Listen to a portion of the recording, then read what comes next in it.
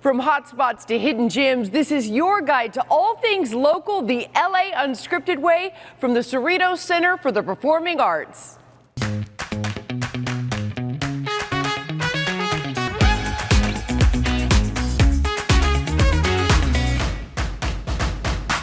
Shakespeare plays and Broadway tunes, rock legends and hip-hop queens. This 6,000 square foot theater has been bringing entertainment fans to their feet and shouting bravo since 1993. More theater, less drama, right? Hi everyone, I'm Dana Devin, and for the next half an hour, we are raising the curtain on state-of-the-art SoCal stars. First to take center stage, lights up on the innovative talk of the town, Cerritos Center for the Performing Arts.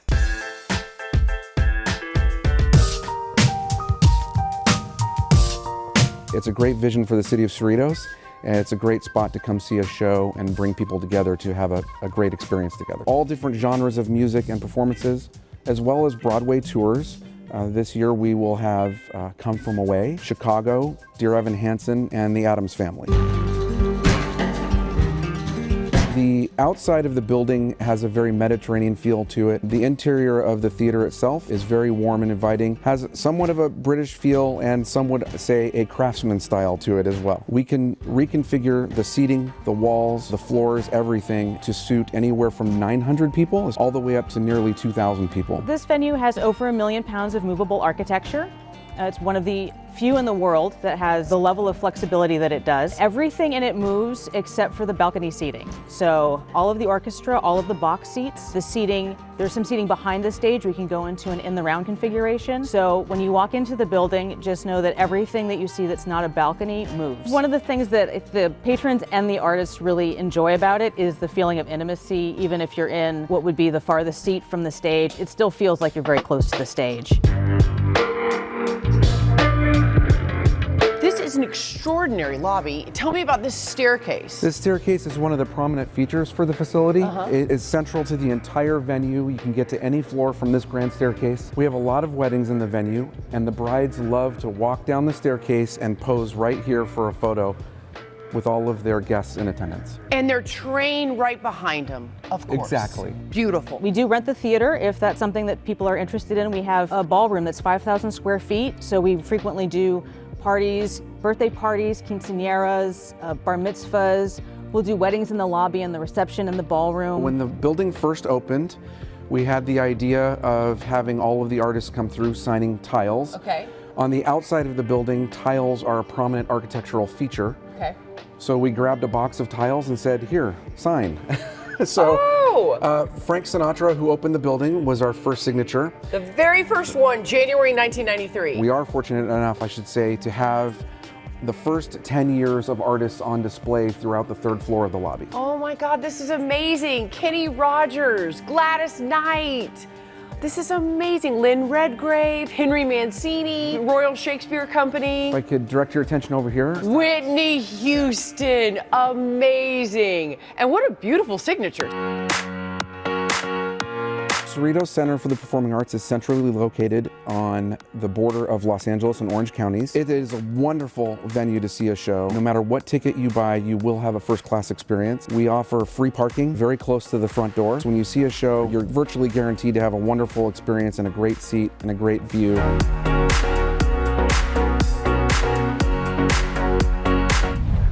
You know, there's not a bad seat in the house here. And now shining a light on another destination that deserves a standing ovation.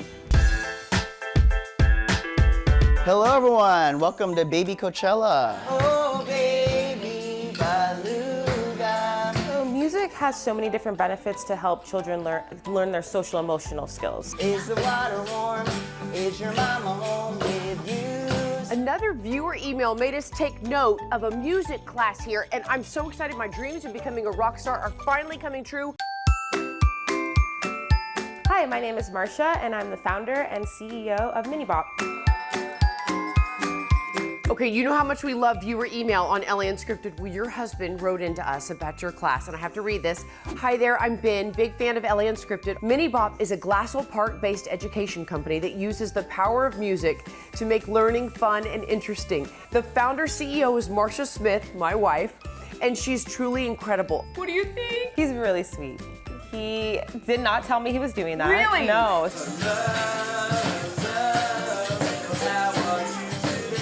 Music has so many benefits, especially for young children. From age 0 to 3, almost 80% of a child's brain is developed, and when music is a part of their lives, they are able to retain information better, they're more engaged in their learning.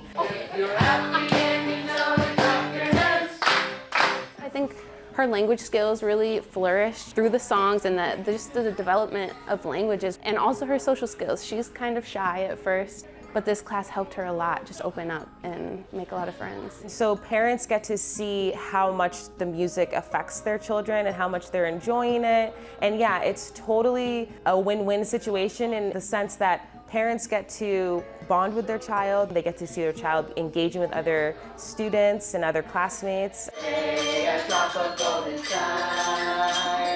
You get so intent, like focused on the class and wants to learn every little thing. His focus, his attention span, and I think also his fine motor skills. I've loved music my entire life. I think that it's made me who I am. In school, having choir and the musicals I was a part of, it really created friendships for me. It made me feel more confident, learning just to be on stage and to sing and perform. And I wanted to just create something that would be able to give back and also align with what I was passionate about, which was music. I love my brown shoes. So here at the studio, we start with ages 0 to 4. And once a child hits 4, we can do private lessons with them. We're in dozens of preschools right now, and we've also expanded into being in elementary schools, and we bring a full-service music program for them. And it's really great because, especially in California, we recently initiated Prop 28, which is specifically for arts and music in schools. Turn that music up louder, we're gonna dance it out, yo. I would 1000% recommend it. My daughters, all 3 of them, love it. It's been huge for our family, and I think everybody should take part in this. Goodbye, goodbye. It's time to say goodbye.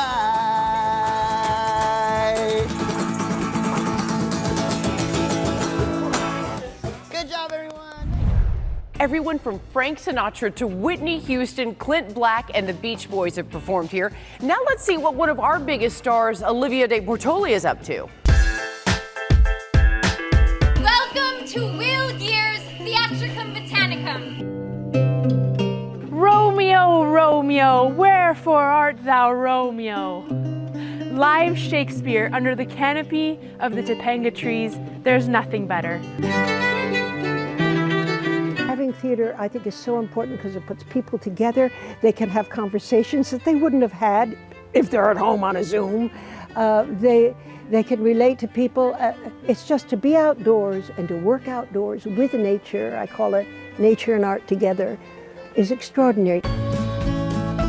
Well, to me, it's an oasis. It's a beautiful place for families and for people to come to not only see theater of the past and even of the present now we're doing, but also for your kids to come and be in a camp, to have classes. Passing on what we know as a theatrical family is very, very important to us. Take it slow, please don't blow where we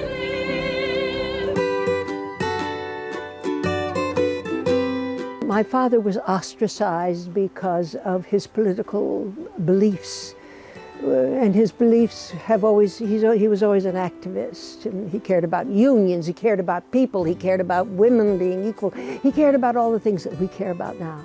He was ostracized from society, and my mother was smart enough to find this place. And so we came out here, and I was knee-high to a grasshopper, we were small, and it became a creative place for all the artists. 50 years. That's a long time for any organization to even exist, but we have, and we've now created quite an extraordinary organization. Theater, which creates community, it creates education, it creates health for the next generation.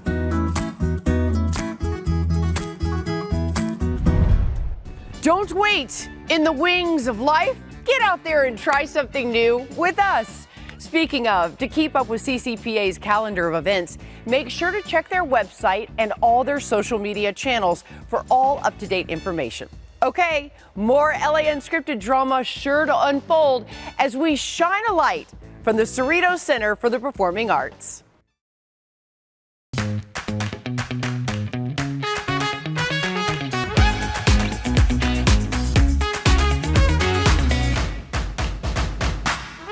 The world is a stage. Welcome back to LA Unscripted. I'm Dana Devin, and today we are hitting our marks at the award-winning Cerritos Center for the Performing Arts. From comedy to classics, the lineups have been legendary for more than 30 years. So make sure to follow them and us. And now, from one drama queen to another, let's check in with the rest of the crew.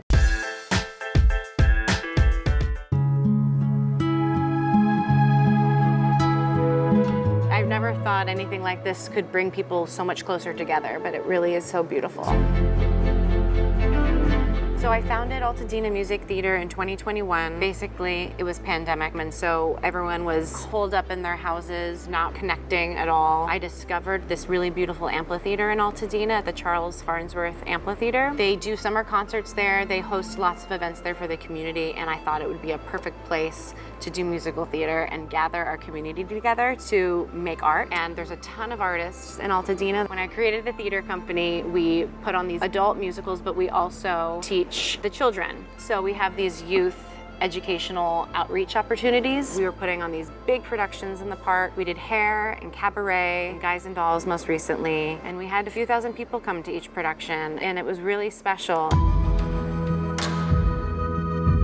And so right now that theater was part of the Eaton Fire. Theater burnt down. I live about a block away from the theater, so my home also is gone, along with all of the props and costumes and sets, and every piece of equipment that we've built over the last few years was also part of the devastation there. Many people involved in our company, our board directors, our art department, many actors displaced, lost homes. It's tragic. So all of us are spread out right now in different short-term living situations. We have this enormous amount of support and love that have shown up for us, from our GoFundMe, through people all over the country, through our immediate neighbors and friends and family, everybody wanting to show love and support and how they can help. And it's what's keeping me going right now mentally.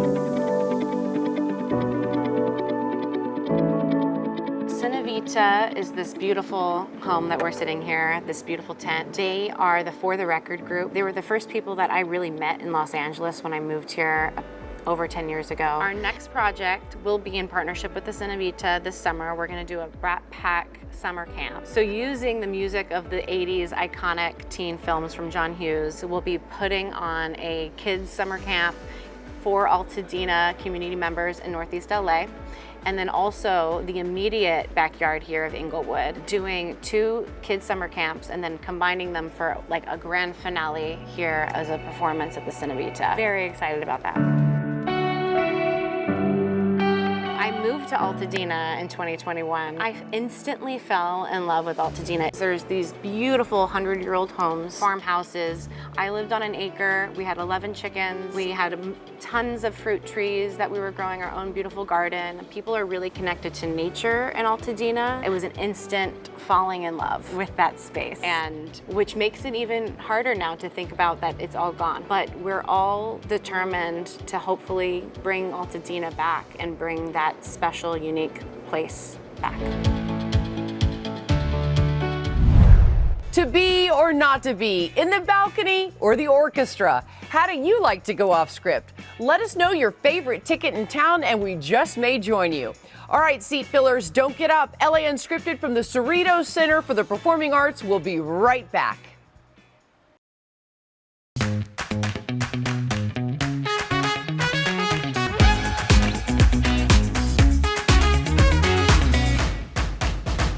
Places, everybody, places! Welcome back to LA Unscripted. It has been a showstopper so far, and now consider this your cue to change scenes.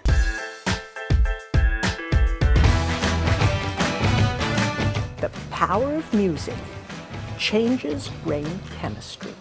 And making music is like a full body workout for the brain. My darling husband of 38 years, Erwin Rosenstein, got a diagnosis of Parkinson's for his 70th birthday. I watched him play the piano, as he had done in the home for so many years. But in this state, he started like a wet noodle draped over the keys, hunting, pecking, looking to find his way. And all of a sudden, he would resurrect like a dry noodle. Music was pushing the chemical naturally in his brain to give him the lift that he needed. I decided to create Music Men's Minds as a step to introduce others of like-minded souls with diagnoses that had no cure. At least the music could make them happy in the interim. I go to UCLA, and we have a club at UCLA called Music Men's Minds, and our mission is to just spread joy and happiness through music, especially to seniors in our community. And it's a whole lot of fun, and we're happy to do it. My Lola, she really loved music. Even when she lost all her language, even when she forgot who I was, she could always remember my voice. So I love just sharing that voice with as many people as possible, and if I can do it through this club, it means it's special for me. This is the perpetuity of Music Men's Minds for years to come, because us oldies are going to be daisies, just swinging, you know, on the hillside in the breeze, waving. And so these students now are going to assure me of the perpetuity of Music Men's Minds.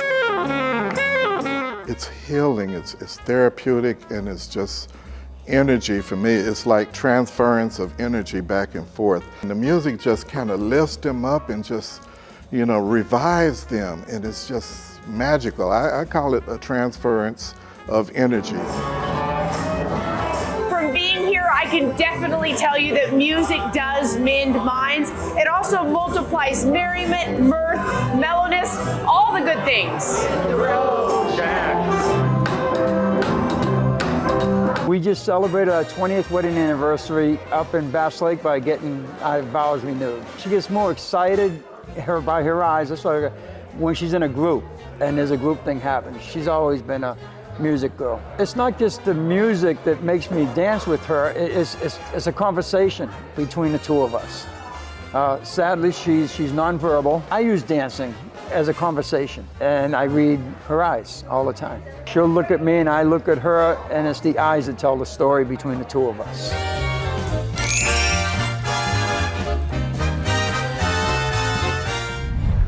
Did you know it's theater taboo to say Macbeth? Shh, it's a long-time superstition where actors believe if you say it, the show will be cursed. Okay, mum on the M word. And now the show must go on. I recently attended my very first opera, Paul McCartney's Liverpool Oratorio at the Cincinnati Opera House, and now I'm hooked. Now back in Los Angeles, I'm on a mission to see my next opera, so I decided to take a visit to LA Opera here at the Dorothy Chandler Pavilion. LA Opera is the 4th largest opera company in the United States. But interestingly enough, it's actually one of the youngest. We emerged on the Los Angeles scene actually directly in relationship to the LA Olympics in 1984. Its official birth date was 1986. So we are celebrating our 40th birthday coming up. We open the season in mid-September and we run through June. We do 6 performances of each show. And we try to make sure that we're covering the totality of a 450-year-old art form. Our orchestra is a full-time tenured orchestra led by our music director, James Conlon. Our principal singers kind of come and go depending on the project that we're doing, but our chorus and orchestra, that's really the foundation of the musical identity of the company. And what it took for those musicians to win that chair, to be able to take that position, is so extraordinary. So we are standing in front of the set of an operatic adaptation of Shakespeare's timeless tragedy, Romeo and Juliet.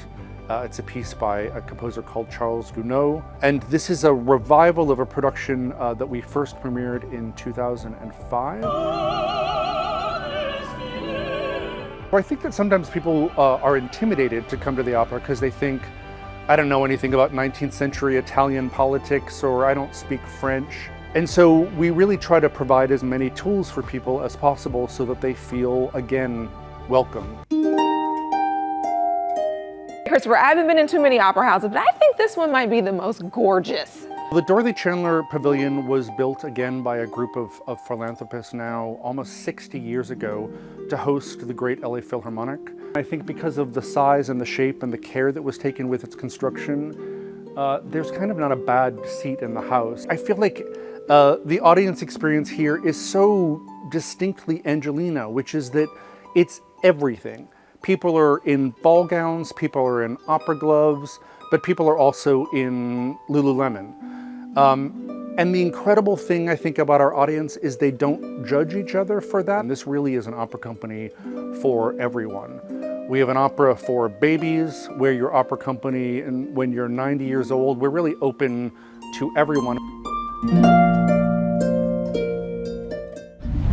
Friends, life is not a dress rehearsal, so take a page from our script and go off script. Cerritos Center for the Performing Arts, take a bow, because there is no business like show business, and your shows are truly sensational. Thank you so much for letting us take our show on the road. Where will we be next? You never know. We'll see you next time, everybody. Mwah! Good night.